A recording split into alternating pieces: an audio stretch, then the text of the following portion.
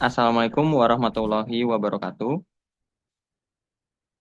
Eh, Terima kasih atas perhatiannya, Bapak Ibu. Di sini kami dari tim satu ingin mempresentasikan terkait strategic recommendation untuk sustainability dan profitabilitas pada startup Goto.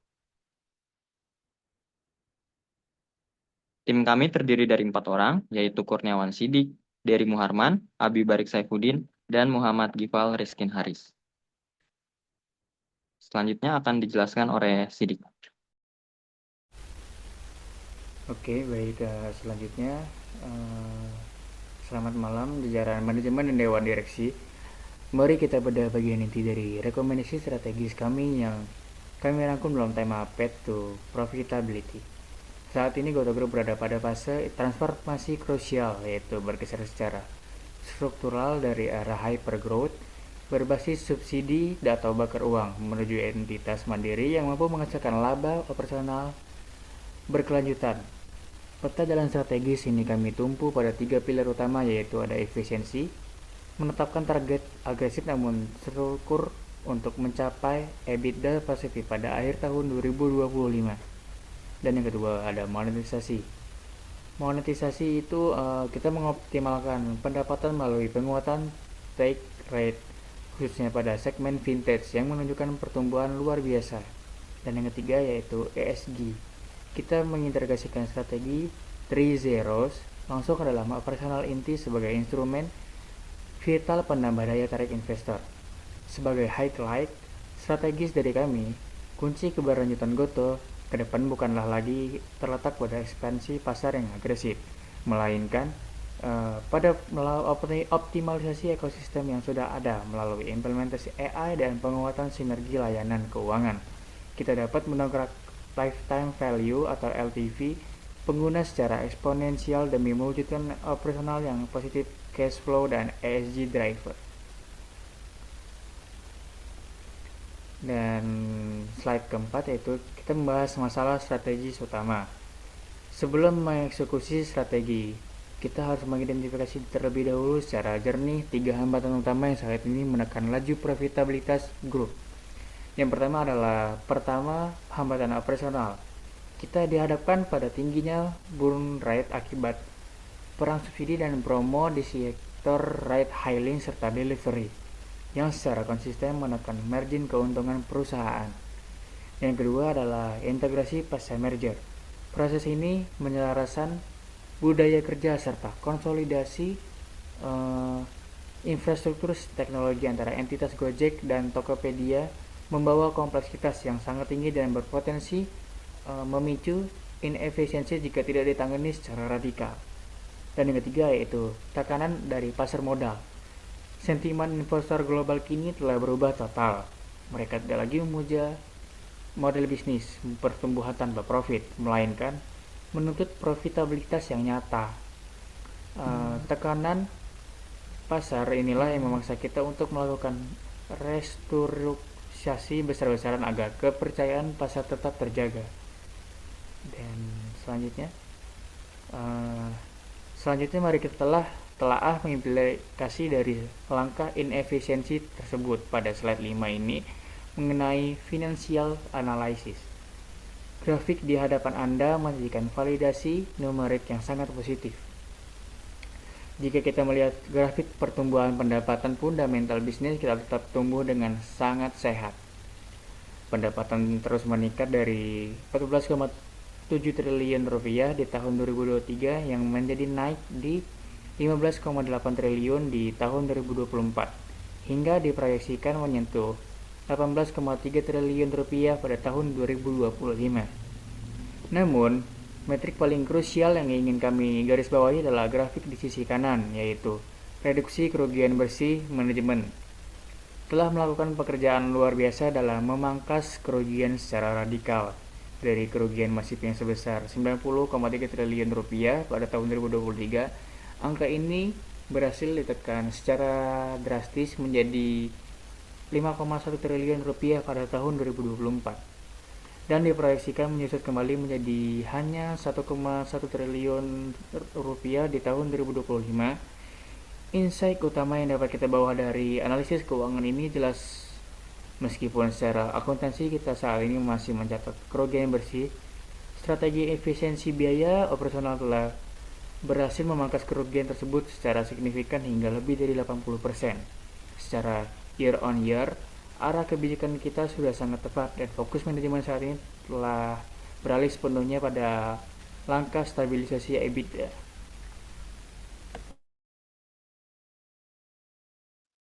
Oke, selanjutnya pada analisis SWOT matriksnya, pada komponen strengths-nya, Goto memiliki ekosistem digital yang terintegrasi dengan melalui layanan ride hailing, food delivery, marketplace, fintech, dan logistik dalam satu platform super app-nya.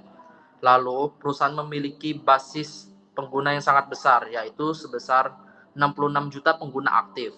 Lalu, pada posisi kasnya, perusahaan juga sangat kuat sebesar 20,1 triliun sehingga mendukung operasional dan pengembangan bisnis dalam jangka panjangnya. Lalu pada komponen weakness-nya, profitabilitas perusahaan masih belum stabil karena Goto masih mencatat rugi bersih sebesar 1,1 triliun pada tahun 2025. Margin laba besar juga masih negatif sebesar negatif 6,47%. Selain itu, perusahaan masih memiliki ketergantungan tinggi terhadap promo, cashback, dan subsidi layanan untuk memperkuat loyalitas penggunanya. Lalu pada komponen opportunity, pertumbuhan ekonomi digital Indonesia masih sangat besar, didukung oleh peningkatan transaksi cashless, pengembangan fintech, dan perubahan perilaku masyarakat ke layanan digital. Lalu pada komponen trades-nya, Goto menghadapi persaingan yang sangat ketat dengan Grab, Shopee, dan platform sosial commerce seperti TikTok, Tokshop, persaingan harga, promosi besar-besaran, dan perang subsidi dapat menekankan profitabilitas perusahaan. Selain itu, perubahan teknologi digital yang sangat cepat serta tekanan investor terhadap profitabilitas menjadi ancaman besar bagi sustainability bisnis perusahaan. Next. Lalu pada competitive landscape-nya, dari perbandingan fokus bisnisnya, Goto memiliki ekosistem lokal terintegrasi yang cukup bagus. Lalu di Grab-nya, regional expansion-nya yaitu pada tingkat ASEAN, sedangkan Shopee, global e-commerce-nya dan gaming. Lalu pada aspek perbandingannya, keunggulan utama pada Goto Group, sinergi on demand and e-commerce-nya. Lalu pada Grab, logistik regional dan fintech. Lalu Shopee ini memiliki traffic dan volume and live streaming. Lalu pada aspek pembandingan profitabilitasnya, Goto juga memiliki path to break even. Grab juga memiliki fokus EBITDA pada positif dan juga Shopee memiliki stabil di core e-commerce-nya. Lalu pada aspek perbandingan seperti monetasi fintech-nya, Goto juga memiliki GoPay, yaitu pertumbuhannya sebesar 60,62 years on year. Lalu pada Grab-nya, Digibank memiliki kolaborasi. Lalu pada Shopee memiliki Shimani integrasi. Next. Lalu pada risk assessment metriknya, dilihat pada gambar tersebut menunjukkan identifikasi risiko utama yang dapat mempengaruhi bisnis Goto berdasarkan tingkat kemungkinan terjadinya dan besar dampaknya. Risiko yang masuk kategori tinggi adalah persaingan pasar, stabilitas burn rate, dan perubahan regulasi karena memiliki dampak besar terhadap profitabilitas dan keberlanjutan perusahaan. Selain itu, terdapat risiko menengah seperti gangguan teknologi, keamanan data, dan konflik merger yang dapat menghambat operasional jika tidak dikelola dengan baik. Next.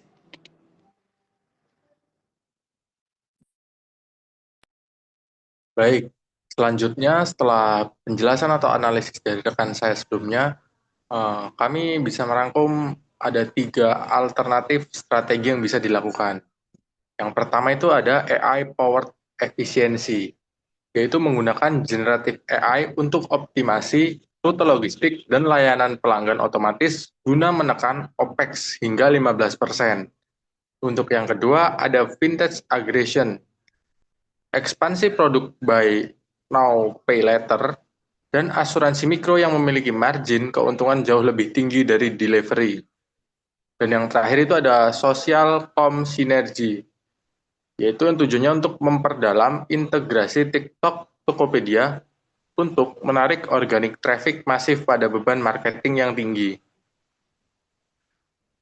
Kemudian ada rekomendasi utama yang dapat kita berikan, yaitu adalah pivot ke vintage dan loyalitas, yang dimana konsultan merekomendasikan kepada Goto untuk beralih dari strategi total GMV menjadi profit contribution per user.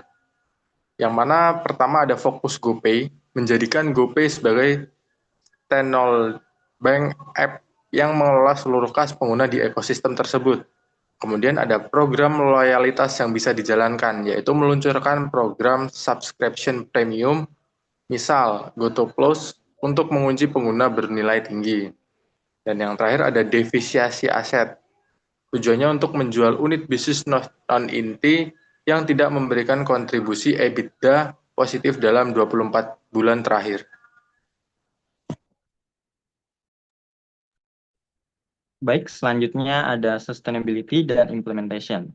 Di sebelah kiri, kita dapat melihat bahwa pendekatan bisnis itu kita tidak lagi berjalan sendiri-sendiri. Kita memadukan 5 domain utama, yaitu ekonomi, sosial, politik, dan budaya, serta lingkungan.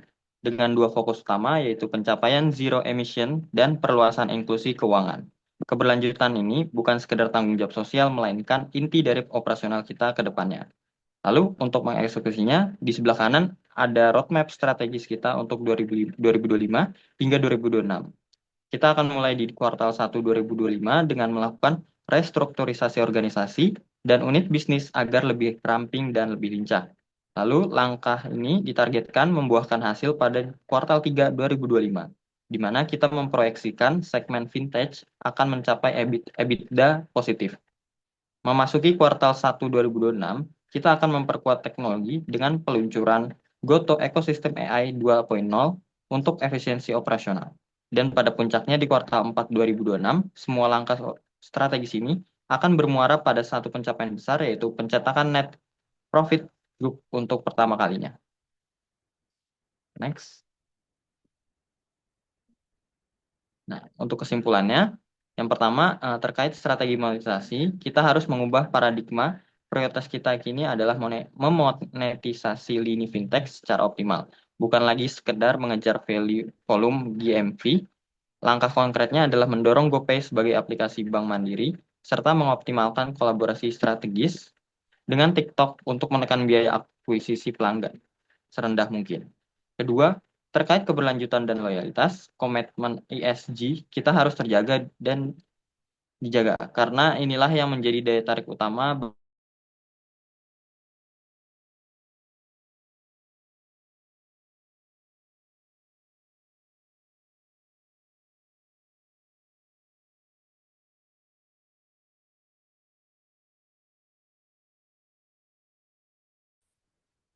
Sekian presentasi dari tim kami. Kurang lebihnya kami mohon maaf. Wabillahi taufiq walhidayah. Wassalamualaikum warahmatullahi wabarakatuh. Terima kasih.